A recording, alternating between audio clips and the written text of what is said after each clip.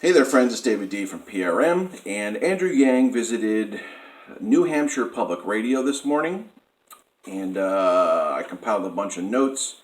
It was probably like a 30-minute interview. It was pretty long, but I think I consolidated it to a bunch of quick hits. Hopefully you can find some nuance here. Maybe you've heard a lot of Andrew Yang's information, but one thing I've noticed about Andrew Yang's catalog of policies and rhetoric is that there's always some changes, and they're micro changes. They're micro nuanced changes, if you will. So if you think you've heard it before, chances are there's going to be some nuance in a couple items. So I think there's a lot of value in going over things Andrew Yang talks about on a daily basis, for the simple fact that there's going to be some nuance in his rhetoric and in his policies that we need to pay attention to. So let's see if we can find some nuance in what he talked about this morning.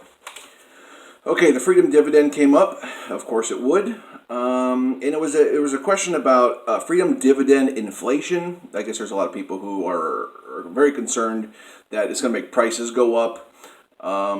There was a caller this morning who talked about how this is a disaster. She lived in Greece, where they have a VAT tax there. She lived in Israel, and the VAT tax was there as well.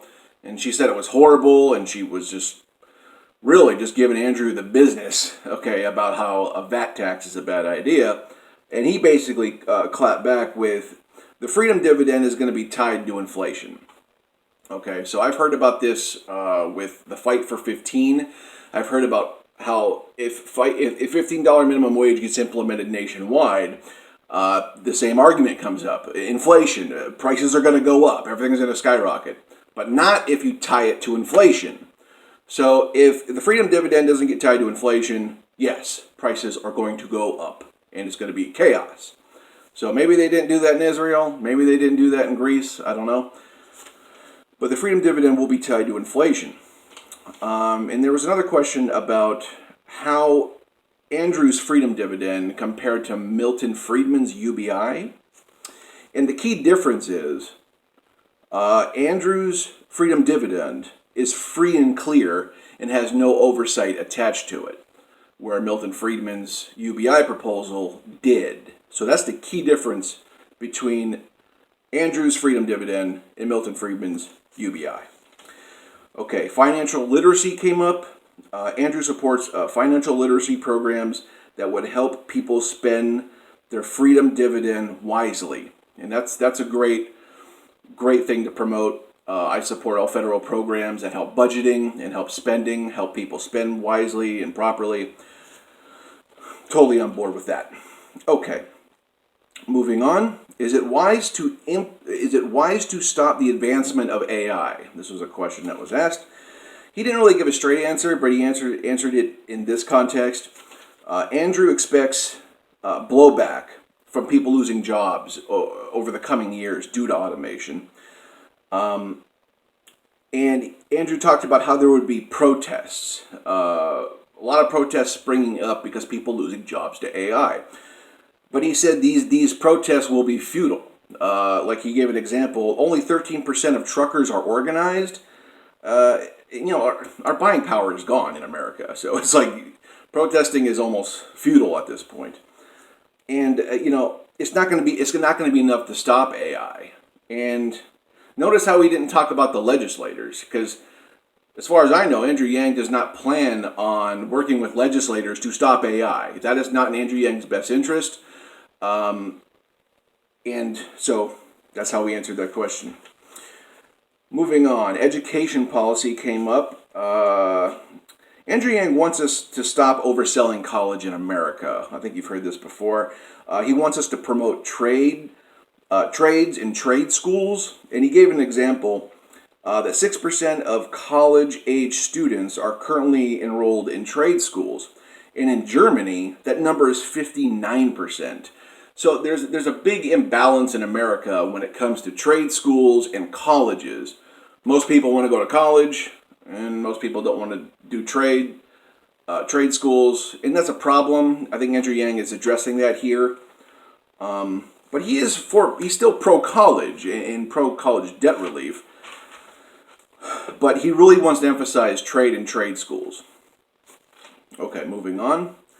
GDP came up, as it always will, with Andrew Yang. He referenced something called the American Scorecard, and how it's basically, it's a part of human-centered capitalism, where it's a whole new way of measuring GDP.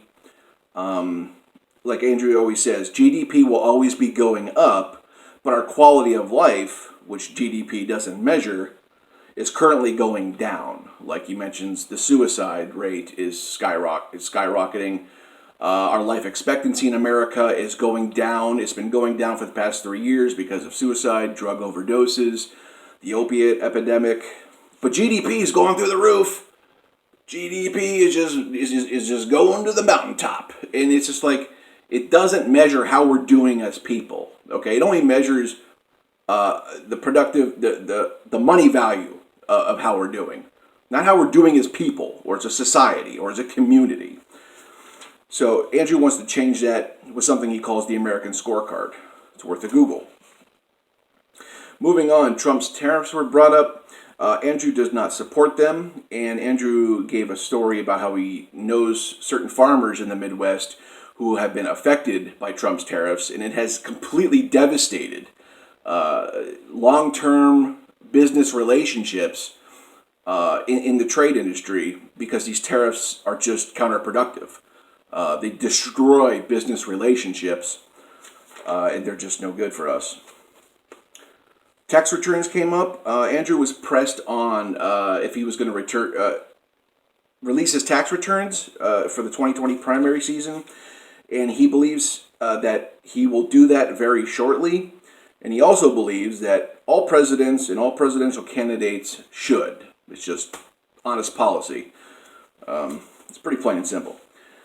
Okay, Medicare for All and private insurance then came up, and as we know, Andrew Yang's for the public option, and he restated what he's talked about for the longest time, how the public option will draw consumers naturally. And this will basically dry up the private insurance market on its own.